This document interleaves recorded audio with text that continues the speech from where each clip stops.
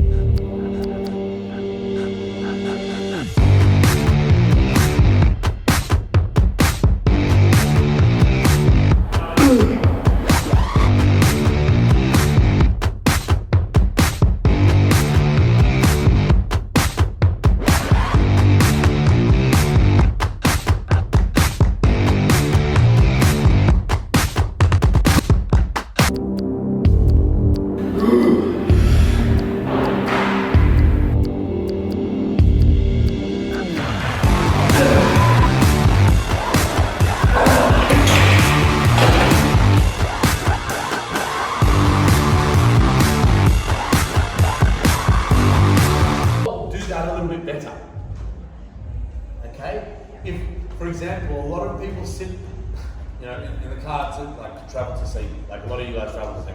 They'll sit in the car or whatever it is for hours in this, in this shitty position where they're loading their discs in a flex position, which isn't a bad thing, but it might be bad after hours long, and then you come in for a deadlift session, and then something goes pop, and it's like, deadlifts hurt my back. It's like, well, either it was the deadlifts that hurt your back, or it could have been the hours of driving and sitting in this shitty position without changing it, day after day, week after week, for the last 10 years of your life.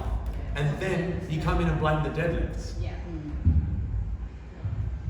Okay, so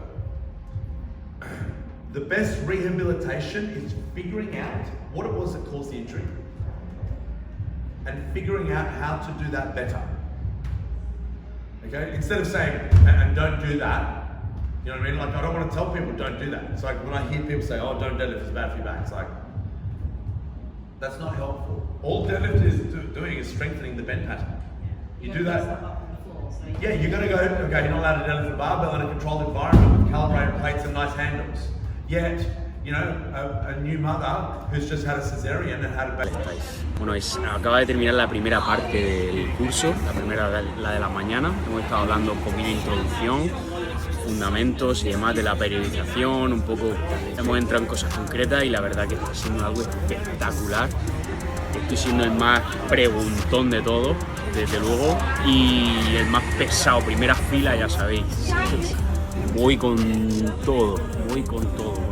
Y la verdad que ya solo por esto merece la pena 100%. Y acabamos de parar, pues eso, media horilla para comer Y de puta madre os puedo enseñar aguacate con pollito, que fresa, nada más, solo esto. Voy a comer y un poco más. Tengo unas ganas de que llegue esta tarde porque vamos a hacer práctica. Hoy toca sentadilla, mañana creo que será press banca o dominada, creo que será press banca, push. No sé si jueves o miércoles tendremos extensión o flexión de cadera o cadena posterior, no me acuerdo cómo lo ha dicho, y pull creo que el último día. Está siendo una jornada de puta madre y la verdad que merece la pena. Ahora mismo tengo una idea de que las personas, los coaches, que todos somos coaches, la mayoría de las personas de aquí son australianos, son australianos no de nacimiento, pero es que llevan viviendo en Australia muchísimos años y eso hace que se hayan quedado flipados, que me han preguntado que si vengo de España, simplemente para el curso le he dicho que sí, y se han quedado todos flipadísimos por un poco de la situación en la que me encontraba, ¿no? Pero bueno, al final es un poco nervioso por todo, juntarme con gente muy top en el mundo del coaching y la sabiduría y todo lo que tiene que ofrecer Seb es la leche. O sea, estoy súper encantado. La verdad, el trato, cómo ha ido dirigiéndose cada uno de nosotros y cómo ha ido la clase evolucionando. Muy guapo. Ahora a comer y volvemos para allá en cuestión de 15-20 minutos. So if something hurts and is uncomfortable, I'm not going to push you through that part. But if there's no pain, we're going to keep on going. Okay? So far that's what looked really good. Just to speak to that, same thing, we train just around them, anything that kind of agitates you don't, and I did my PB spot last week. How good is that? You know? So therefore you've got nothing wrong with that. Right? Except when it hurts. Well, here's the thing, we can avoid that. Yeah, well it's just training to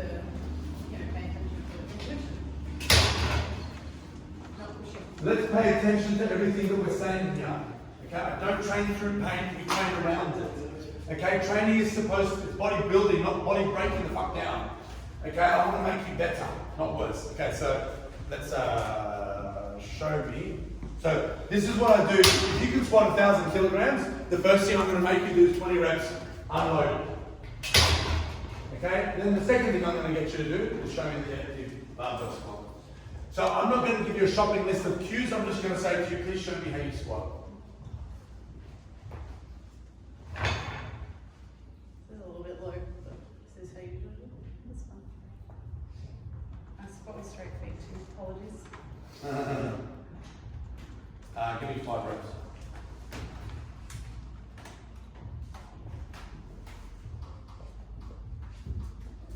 Great, and walking in. Any observations?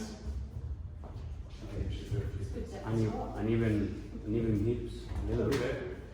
You know, everyone's going to be a little bit asymmetrical, and that's totally fine. Here's a few things that I would change straight away. One, with the grip. Once you wrap your thumb around the bar. Yep.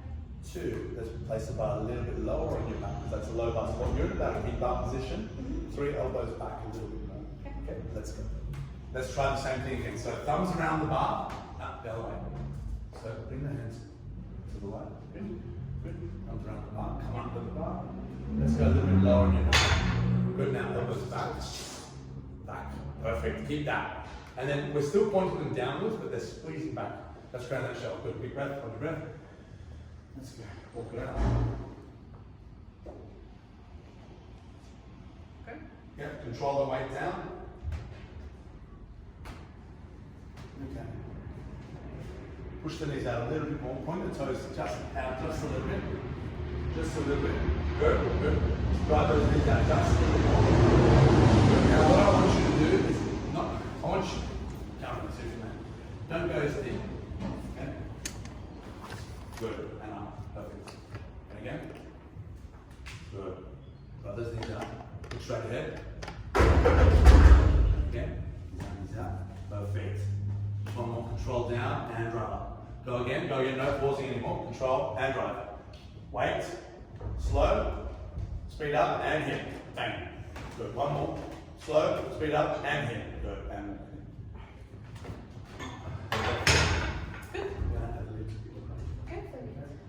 what's this one? What is my squat? 95 last week.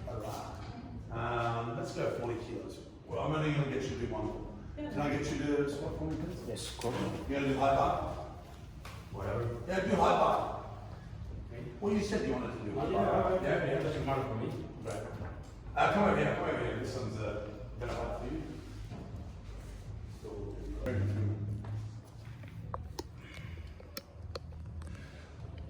I didn't realise how big your quads were, bro. I didn't see that before. Good, I'm not in. Okay, any questions, any observations? I trained on my leg for you already. Did you get a bit of a pump for me? I appreciate that. Thank you, brother.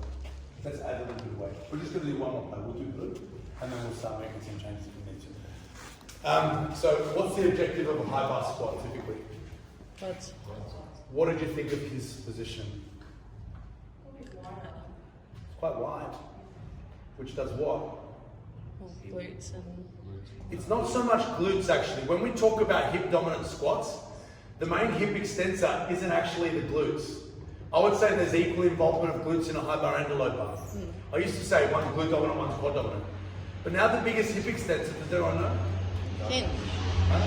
Wait, you say hip main? What muscle of the hip? Oh, the glute main. Adductor, actually. So opening his hips like this, pushing the knees out, he's using more adductor to get this weight.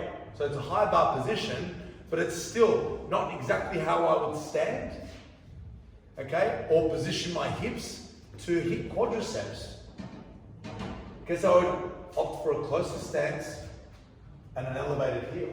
Do you mind if I elevate your heels? Thank you. Okay, so to hit quads, it's not as if that's not doing it. If we look at the size of his quads, he's working his quads just fine, I'd say.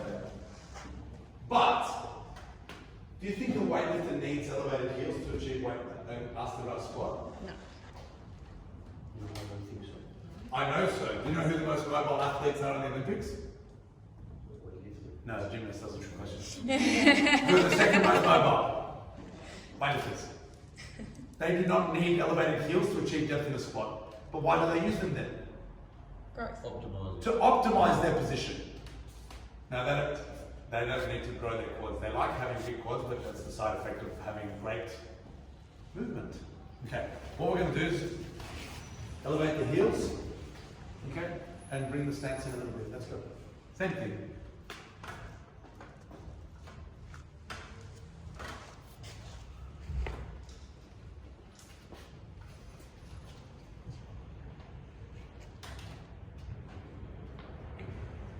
Goes back.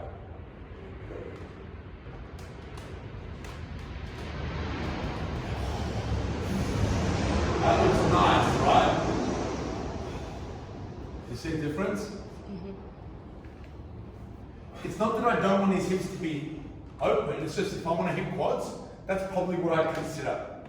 Using less of other muscles so that we can use more of the muscles that we're targeting. Okay, now stand on the outside of that exactly how you were before, not on the plates. Do your normal squat. Slightly wider. Knees slightly out more. Beautiful squat, but that's using my adductors. Still using quads, but because we've got other bigger muscles being used, it's probably less effective for quadriceps, if we're targeting quadriceps. So it's not wrong what you're doing, but it's just about understanding how to manipulate our position to achieve our goal. If your goal is to squat the most weight, I'd say this. If I was to do a high bar squat PB, that's how I would do it. But if my goal was to build quads, step back on that. Feet a little bit narrower. Okay, this is taking the involvement of the adductors a little bit out. Elbows back. Less open hip position. Okay, with pause at the bottom. Hamstring pressed against the calf. The entire surface of gastrocnemius covered. Torso angle upright. Looking straight ahead, barbell passes through the midfoot. Take a screenshot of this bad boy. That's your textbook squat. Handstand. Beautiful. And like a brick here, bro. What the hell, man? You should have warned me, bro. Okay, let's add a little bit of weight. Put a 20 on each side. We'll just do one more set so that they can see. Okay? You. These. So, something that I don't know if you guys are noticing was a little bit of butt wink over here. Is it bad? It's not bad until it is. Okay, so I work towards that not happening. There's less when you limited depth. Well, that's correct. There was none when I limited depth. And that's why I limited the depth. Okay, so with the low bar squat, the objective isn't to build quads. If we build quads, hey, that's beautiful. Okay, but the objective is usually to shift heavy loads. Okay, so I don't need it. I say as deep as your mobility allows. So if butt wing's happening, you're going beyond where your mobility allows. And we start to lose tension in that area. Okay, so it therefore becomes a little bit weaker. So what I want you to do is go as deep as you can and then bounce off the end stretch of your muscle. Okay, when you go into butt wing, you've lost that tension. Okay, so that's one way of reducing butt wing, is just reducing depth. Another way of reducing butt wing, let's have a look. I wanted to see with a little bit of a heavier weight before we can make some small adjustments. So thumb round, good. Nice and low, elbows back, shoulder blades down. Squeeze those elbows back hard, good.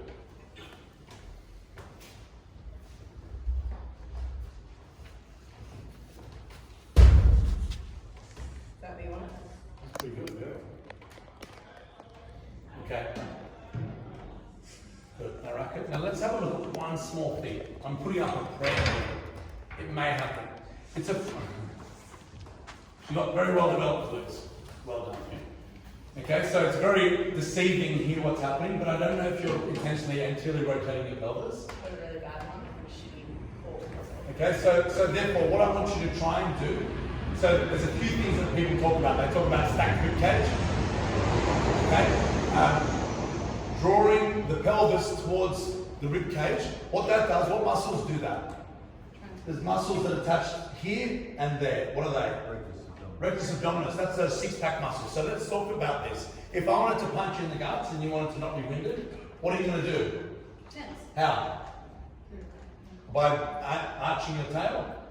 Or by contracting those rectus abdominis, right? So that's what I want you to do. So rib cage draws the pelvis.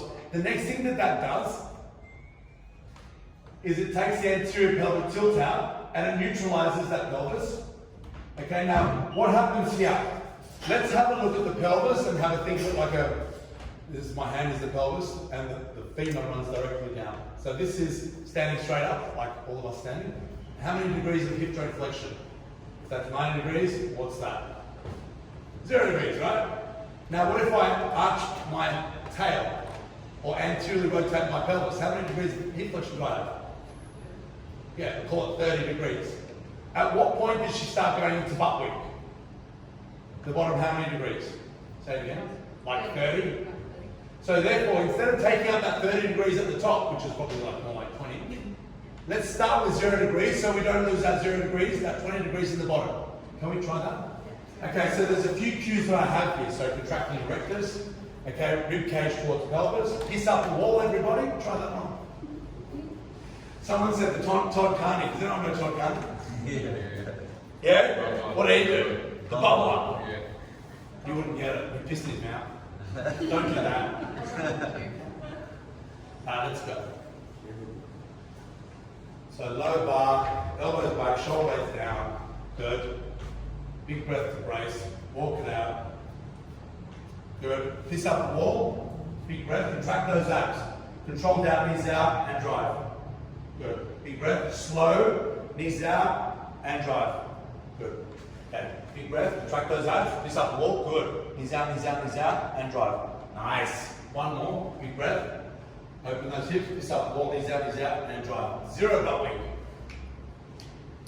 Knees out, knees out, knees out, and drive. Good. And more good. How's that feel for you? Yeah, really good. Nice. Great. Any questions, observations? I've done them. fine.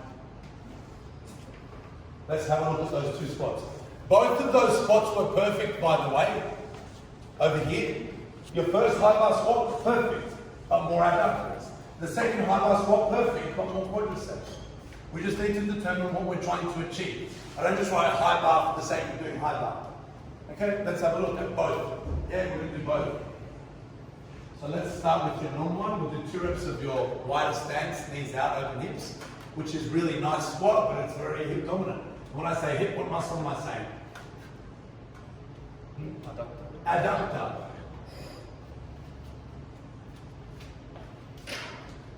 So it's a slightly wider stance. Open hips. Beautiful upright pressure position because of the upright hips. One more. And a lot of knee flexion, do it again, but not quite hamstring on calf. Almost. Okay, come back. Go back. Heel elevation. Goes back, straight ahead, big breath, control. Beautiful upright. More surface coverage on that calf. More, therefore, knee flexion. More knee flexion. So taking the quadriceps through a longer range of motion, we're taking some of the adductors out of the equation. How did that feel? How did that look, everybody? Any questions, observations? Do you like to look like air, like diaphragm breathing and look chest breathing? So I want you to fill your lungs with as much air as possible. Do you know where your lungs are? They're in your chest. You don't actually feel air in your... So you're using your diaphragm. The contraction of the diaphragm, it sucks downwards. And do you know what's coming out here? Your digestive organs. Your digestive organs. And then you contract your abs and push the digestive organs back, which increases the intra-abdominal pressure, which is actually intrathoracic pressure. Okay, so this doesn't change. So you're just pushing the guts back, so it increases the amount of pressure of the air in the lungs, which is in the chest. There needs to be some expansion of the rib cage. There needs to be. But you have to understand how to use your diaphragm to achieve that. So that's what will happen. The guts will come out, but then you'll contract those abdominal muscles to push the guts back in. That's what that looks like. Muy buenas, otra vez por aquí. Acabo de terminar el primer día y me explota la cabeza, la verdad. Es tanta información y tantas cosas que aplicar, porque es importante tener la información de primera mano y tener la información necesaria por la que realmente vienes buscando. Pero es importante aplicar, hay que tenerlo todo bastante claro y tomar acción en ello. No sirve de nada tener toda esa información y luego no aplicarla, así que es importante ponerla en práctica. Así que es lo que voy a tomar nota luego cuando llegue a casa y empezaré a poner todo en su sitio para poder tenerlo claro. La experiencia, el primer día, ha sido brutal. Hemos hecho teoría, hemos hecho práctica y la verdad que en cuanto a la teoría, evidentemente, como ya sabéis, soy el más pesado, el que he preguntado el que más, y eso pues me ha ayudado a acercarme un poquito más a él, a que me comente más cosas o más cosas más concretas. Le he hecho preguntas muy concretas y bueno, y la verdad que bastante simpático en ese sentido, porque ha contestado la mayoría. Quitando la pregunta que le he hecho de cuánto gana, quitando eso, pues lo demás sí que le he preguntado. Eso no me la quiero decir. Con un Rolex en la mano, pues la cosa le va bastante bien. En la práctica hemos hecho la sentadilla, nos ha corregido, se ha puesto ahí con todo el mundo, con una chica especialmente que la ha corregido ahí bastante, qué casualidad. Pero bueno, bien, la verdad es que he estado subiendo peso, haciendo series de 2-3 repeticiones y corrigiendo todo eso hasta que hemos llegado a, pues eso, a un ritmo 2 aproximadamente. Y he intentado una con 160, ahí sin espejo, en el que estoy acostumbrado a verme en el espejo, pero esta vez no tenía espejo, así que lo he intentado lo mejor que he sabido. Y un poquito más. Ya viene el tren. Así que pues este no es. Lo dicho. Sigo avanzando informaciones y os voy comentando cómo va la semana.